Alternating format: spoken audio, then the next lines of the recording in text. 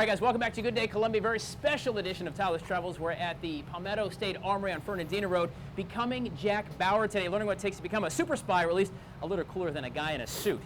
I'm just saying, no offense, Randy, but this is a little cooler. I'm just saying. Sergeant Richard White with the Columbia Police Department, part of the SWAT team, Special Weapons and Tactics team. Now, one of the things you got to do as a super spy, or even as a SWAT, or just maybe to keep yourself safe, is sometimes you don't have any other weapons except here and here. Yes, sir. So what kind of stuff are you gonna teach me, or what some basics of how to keep myself safe if I'm gonna be out there super spy, or maybe just walking on the street? First thing, anything is you need to find a reputable instructor that's familiar with this type of I'll need to check your credentials, sir. Sure, that's not a problem. You're wearing them, fair enough. Go on. Okay. Before you even try and attempt to do any of this at the house, so we got to think safety. Use a training weapon, whether it be i.e. knife or a gun. Try not to do anything with a live weapon or even a live blade. Yeah, and seriously, kids, this is not home stuff. These guys are pros, so we're kind of showing you what to do, but you got to talk to instructors for sure. Sure. All right, so what do you want to start me? We could talk about, first and foremost, there's no material that's worth giving up your life for. Okay. So if they want something, you can. Like your wallet, your watch, you say, man, just take it. Yeah, just take it. Anything can pretty much be replaced. Some of it might be sentimental and might not get replaced, but it's not worth not seeing your friends, family members, being home.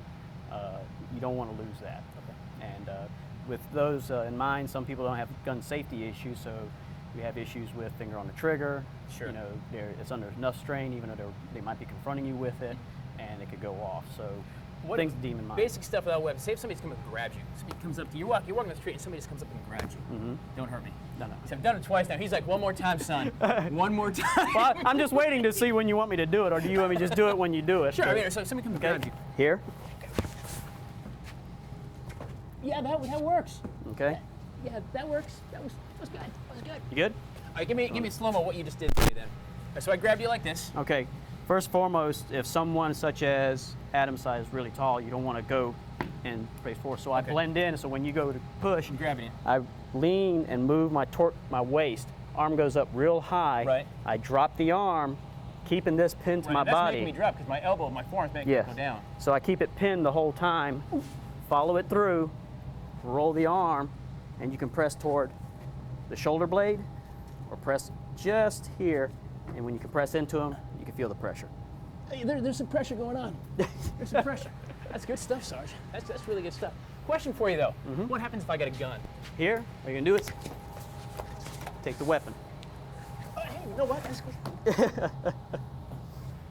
That's some Jack Bauer stuff right there, I'm going to tell you right now. Good gracious almighty. You want to bring your hands out and around. Peripheral vision is faster. Underside of line is hard to pick up. When you do this, you want to clear your feet first before you reach up. When I go here, I secure the wrist. Right. Torque center, don't push back. Torque center, strip the gun. If their finger is in the trigger, better yet, lock it in and pin it. That's going to pull right down. Yep, and pull them down. Right. Clear off.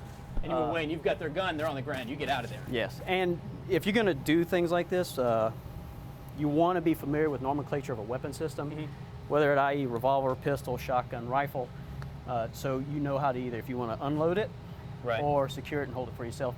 Definitely call 911. Call the police. Yes, immediately. Definitely. Sure. Call 911 Sure. and make sure you get help. That's nice enough. What if I got a knife? That's not fair! What do they say about bringing a knife to a gunfight? Let me put this up. So whip out, I got my crocodile Dundee, that's not a knife, this is a knife. All right, I don't even know how, all right. Okay, here, if they move, two ways you could do it. You could pass it, or you could seize it here under and do a quick disarm from there to remove the knife. Now that's a dance. Holy moly. How long do you practice this stuff? You guys go through this a lot in your training, right? Just because you never know everything's going to change?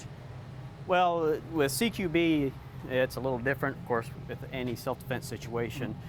This is still considered deadly force. Grabbing a weapon is considered deadly force in law enforcement. This in particular, if you're going to be a civilian, you're going to do it, you need to find training. Be consistent. A lot of it has to do with just going home and doing it too and doing homework. So just practice like anything else. Just practice. What about a big guy like Adam? Come here, Adam. Sure. Go ahead, Sarge. Yeah, Adam, you're about what, 5'11" or so? Something like that. All right, so if he does the same motion, if he does a motion and he does he can stab or whatever, when I move to the side, roll it over. Okay. Do the disarm. When you do, you strip from the knuckle. Right. And of course, you can pommel I'm not going to go into anything else. Sure. But you can do the disarm from there. He's going to kill me later. Yeah. But so yes, he is. So it really doesn't much matter. I mean, obviously, you almost double your size, just about.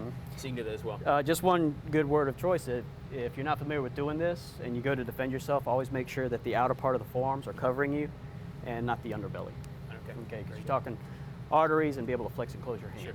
Again, don't do this at home. Don't try this with kids. Don't go in the backyard. This is stuff taught by instructors at training, and they know how to do this stuff.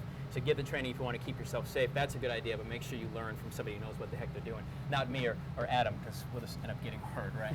All right, Sarge, so that's the hand-to-hand stuff. I'm suited up and ready to go. We've talked hand-to-hand. If I don't have a gun, but what if I do? What if, let's say I've got to shoot somebody way down there? We're going to continue to become Jack Bauer this morning on Good Day Columbia. Stay with us.